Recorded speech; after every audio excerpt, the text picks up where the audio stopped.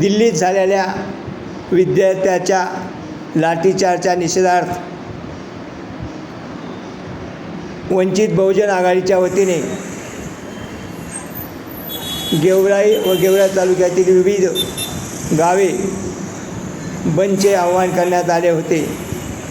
हे बंद अत्यंत यशस्वी रूपाने पार पडले व गेवराई शहर उमापूर या ठिकाणी 100% बंद ठेवून जनता या बंदमध्ये सामील झाली। बंद ठेवण्यासाठी वंचित बहुजन आघाडीच्या सर्व कार्यकर्त्यांनी मोठी मेहनत घेऊन हे बंद ठेवले। कुठेही या बंदच्या प्रकरणामध्ये अनुचित प्रकार घडला नाही। बंद हे शांततेच्या रूपाने पार पडले आहे।